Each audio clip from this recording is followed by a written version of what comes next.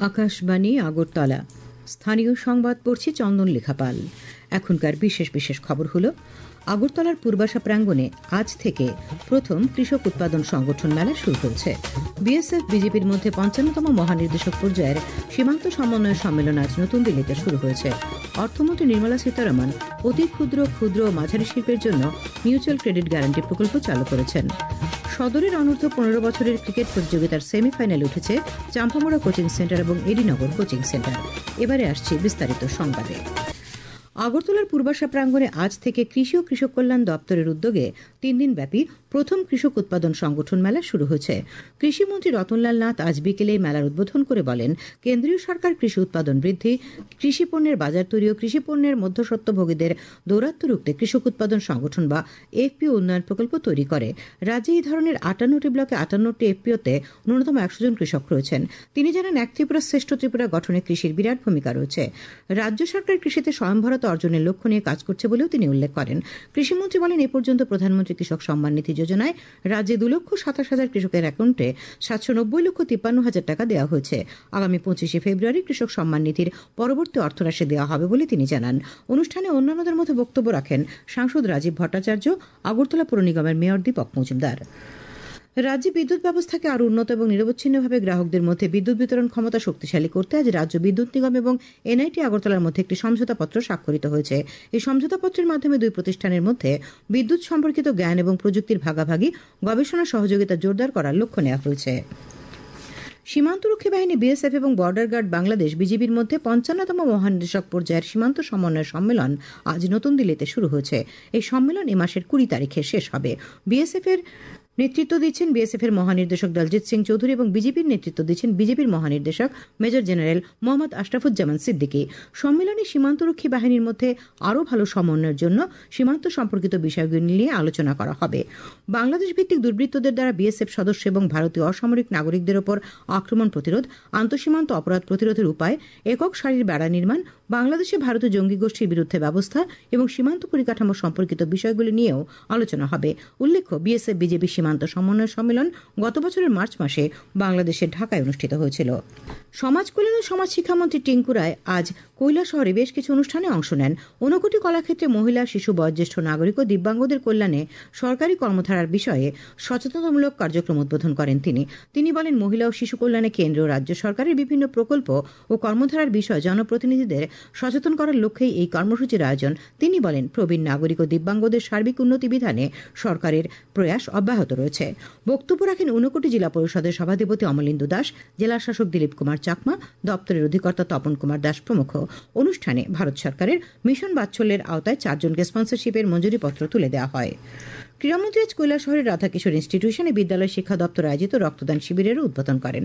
উপস্থিত ছিলেন ঊনকোটি জেলার জেলা শাসক দিলীপ কুমার চাকমা, জেলা শিক্ষা আধিকারিক প্রশান্ত কেরিকদার প্রমুখ।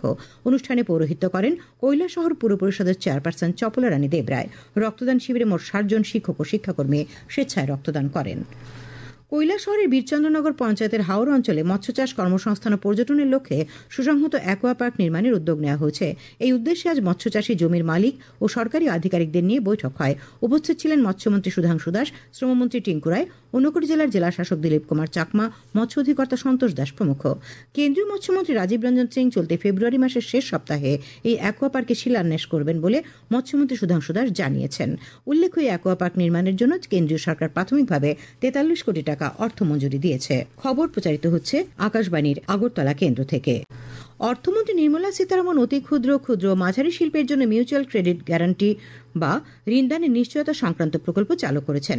শ্রীমতী সীতারমণ আজ মুম্বাইয়ে এক অনুষ্ঠানে এমএসএমইর জন্য এই প্রকল্পের সূচনা করে বলেন যে, গত ৩টি বাজেটে যে এমএসএমইগুলির উপর জোর দেওয়া হয়েছিল সেগুলিকে এই প্রকল্প আরও শক্তিশালী করবে। এই প্রকল্পটি এমএসএমইগুলিকে কোন রকম শর্ত ছাড়াই যন্ত্রপাতি বা সরঞ্জাম কেনার জন্য ১০০ কোটি টাকা পর্যন্ত ঋণ দেবে।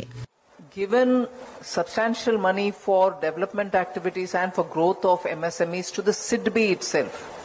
The SIDB, being the Small Industry Development Bank of India, is very well placed as an institution to understand the credit requirements of MSMEs. The cycle of business which MSMEs go through is very different from the large businesses. And when public sector banks deal with it, they do understand, they extend it accordingly. প্রধানমন্ত্রী নরেন্দ্র মোদী আগামী 23 ফেব্রুয়ারি রবিবার সকাল 11টায় আকাশবাণীর মন কি বাত অনুষ্ঠানে দেশ বিদেশের জনগণের সঙ্গে মত বিনিময় করবেন। এটি হবে মন কি বাতের 119তম পর্ব। প্রধানমন্ত্রী জনগণকে তাদের চিন্তাভাবনা মন কি বাতে জানাতে আহ্বান জানিয়েছেন। মাইগভ ওপেন ফোরাম এবং নমো অ্যাপে জনগণ তাদের মতামত পাঠাতে পারেন। তাছাড়াও টোল ফ্রি নম্বর 1800117800 নম্বরে কল করে হিন্দি বা ইংরেজিতে মতামত রেকর্ড করানো যাবে। তাছাড়াও 1922 নম্বরে মিস কল দিয়ে যে লিঙ্ক পাওয়া যাবে তাতেও SMS করা যাবে। এবারে মহাকুম্ভের খবর। প্রয়াগরাজের মহাকুম্ভে 40,000 বর্গফুট এলাকা জুড়ে বিস্তৃত স্বচ্ছ সুজল গাঁও বিভিন্ন সরকারি উদ্যোগের অধীনে উত্তরপ্রদেশের গ্রামীণ পটভূমির রূপান্তর প্রদর্শন করছে। এখানে দর্শনার্থীদের সামনে রাজ্যের সাফল্যের কাহিনী তুলে ধরা হয়েছে। বান্দা, ঝাঁসি, চিত্রকূট, ললিতপুর এবং মাহবা সহ বুন্দেলখণ্ডের জলের অভাবের সমস্যাগুলি কিভাবে সমাধান করা হয়েছে তা মডেল গ্রামটি তুলে ধরেছে। অতিথি দেবভব ঐতিহ্য অনুযায়ী দর্শনার্থীদের জলপ্রসাদ বা জলের নৈবেদ্য সেখানে পরিবেশন করা হয়। উল্লেখ্য, নমামি গঙ্গে এবং গ্রামীণ জল সরবরাহ বিভাগ দ্বারা স্বচ্ছ সুজল গাঁও তৈরি করা হয়েছে। এটি এ মাসের 26 তারিখ পর্যন্ত দর্শনার্থীদের জন্য উন্মুক্ত থাকবে। এদিকে শুধু আজই বিকেল 4টে পর্যন্ত প্রয়াগরাজের মহাকুম্ভে সঙ্গমে 1,23,00,000-এরও বেশি ভক্ত পুণ্য স্নান করেন। এ পর্যন্ত মহাকুম্ভে 54 কোটিরও বেশি ভক্ত পুণ্য স্নান করেছেন। সিপাহীজলা জেলার জেলাশাসক অফিসের সভাগৃহে আজ 2024-2025 অর্থ বছরের সিপাহীজলা জেলাভিত্তিক দিশা কমিটির পর্যালোচনা বৈঠক হয়। কমিটির চেয়ারম্যান সাংসদ বিপ্লব কুমার দেবের সভাপতিত্বে এই সভায় জেলা পরিষদের সভাধিপতি সুপ্রিয়া দাস দত্ত, জেলাশাসক সিদ্ধার্থ শিব জয়সওয়াল, অতিরিক্ত জেলাশাসক, জেলার অন্তর্গত বিভিন্ন বিধানসভা কেন্দ্রের বিধায়ক, পঞ্চায়েত সমিতি, পৌর পরিষদ ও নগর পঞ্চায়েতের চেয়ারম্যান সহ বিভিন্ন দপ্তরের আধিকারিকরা উপস্থিত ছিলেন। বৈঠকে সরকারি বিভিন্ন প্রকল্পে 2024-2025 অর্থ বছরে কাজের অগ্রগতির পর্যালোচনা করা হয়। এ বছর ত্রিপুরা মধ্যশিক্ষা পর্ষদ পরিচালিত উচ্চ মাধ্যমিক পরীক্ষায় মোট পরীক্ষার্থী 21,575 জন। এর মধ্যে ফাজিল পরীক্ষায় বসবে 19 জন এবং থিওলজি পরীক্ষায় বসবে 49 জন। মাধ্যমিক পরীক্ষায় মোট পরীক্ষার্থী 29,781। এর মধ্যে মাদ্রাসা আলিম পরীক্ষার্থী 111 জন। ত্রিপুরা মধ্যশিক্ষা পর্ষদের সভাপতি ধনঞ্জয় গণ চৌধুরী আজ আকাশবাণীকে খবর জানিয়েছেন। আগরতলার বরদোয়ালিতে আজ রাজ্য বিদ্যুৎ নিগম লিমিটেডের টেস্টিং অ্যান্ড কমিউনিকেশন বিভাগের নতুন কার্যালয়ের উদ্বোধন করা হয়েছে। উপস্থিত ছিলেন নিগমের ব্যবস্থাপক অধিকর্তা Biswajit Basu, testing and communication বিভাগের deputy general manager Santosh Roy. ব্যবস্থাপক অধিকর্তা শ্রী বসু উদ্বোধনী ভাষণে বলেন, এই বিভাগের কার্যক্রম রাজ্যের বিদ্যুৎ সরবরাহে সঠিক ও নিরবিচ্ছিন্ন ব্যবস্থাপনায় গুরুত্বপূর্ণ ভূমিকা পালন করছে। ত্রিপুরা জন অধিকার সংগ্রাম পরিষদ 22 দফা দাবিতে আগামী 20 ফেব্রুয়ারি আগরতলার প্যারাডাইস চৌমুহনীতে 3 ঘণ্টার গণ অবস্থান পালন করবে। পরিষদের পক্ষে কে ধীরেন্দ্র সিংহ আজ আগরতলা এক সাংবাদিক সম্মেলনে এই খবর জানিয়ে বলেন, উল্লেখযোগ্য দাবিগুলির মধ্যে রয়েছে বেদখল সমস্ত ওয়াকফ সম্পত্তি পুনরুদ্ধার করা, রাজ্যে মাদ্রাসা বোর্ড গঠন করা। জিবি বাজারকে যানজট মুক্ত রাখতে আজ পুর নিগমের সঙ্গে যৌথ অভিযান করেছে ট্রাফিক পুলিশ ইউনিট। ট্রাফিক পুলিশের অতিরিক্ত সুপার সুদাম্বিকা আর জানান, বেআইনিভাবে যানবাহন পার্ক করার জন্য মালিকদের নোটিশ দেওয়া হয়েছে, তাদের বিরুদ্ধে আইনি ব্যবস্থা নেওয়া হবে। তিনি জানান, আগরতলায় এই ধরনের অভিযান নিয়মিত চলবে। খেলার খবর। ত্রিপুরা ক্রিকেট অ্যাসোসিয়েশন পরিচালিত সদরের অনূর্ধ্ব 15 বছরের ক্রিকেট প্রতিযোগিতার সেমিফাইনালে উঠেছে চাম্পামুড়া কোচিং সেন্টার এবং এডিনগর কোচিং সেন্টার। আজ আসরের 2টি কোয়ার্টার ফাইনাল অনুষ্ঠিত হয়। এতে নরসিংগড়ের পঞ্চায়েত মাঠে এডিনগর কোচিং সেন্টার 45 রানে মৌচাক কোচিং সেন্টারকে এবং আম্বেদকর মাঠে চাম্পামুড়া কোচিং সেন্টার 145 রানে ক্রিকেট অনুরাগী কোচিং সেন্টারকে হারিয়ে দেয়। টিসিএ পরিচালিত মহিলাদের আমন্ত্রণমূলক সীমিত ওভারের সিনিয়র ক্রিকেট প্রতিযোগিতার আজ 3টি খেলা হয়। তালতলা মাঠে কর্নেল কোচিং সেন্টার 220 রানে ক্রিকেট অনুরাগী কোচিং সেন্টারকে, এমবিবি স্টেডিয়ামে ব্লাডমাউথ ক্লাব 9 উইকেটে এগিয়ে চলা সংখ্যকে এবং নরসিংগড়ের পিটিএ মাঠে ইউনাইটেড বিএসটি 2 উইকেটে এডিনগর কোচিং সেন্টারকে পরাজিত করে। আবহাওয়া। আগামীকাল আকাশ পরিষ্কার থাকবে, সকালে হালকা কুয়াশা পড়বে। তাপমাত্রা সর্বোচ্চ 30 ডিগ্রি সেলসিয়াস এবং সর্বনিম্ন 19 ডিগ্রি সেলসিয়াসের কাছাকাছি থাকবে। আজ দিনের সর্বোচ্চ তাপমাত্রা ছিল 30.8 ডিগ্রি সেলসিয়াস এবং সর্বনিম্ন 16.8 ডিগ্রি সেলসিয়াস। শেষ করার আগে খবরের বিশেষ অংশগুলি আরেকবার। আগরতলার পূর্বাশা প্রাঙ্গণে আজ থেকে প্রথম কৃষক উৎপাদন সংগঠন মেলা শুরু হয়েছে। বিএসএফ এবং বিজিবির মধ্যে 55তম মহানির্দেশক পর্যায়ের সীমান্ত সমন্বয় সম্মেলন আজ শুরু হয়েছে।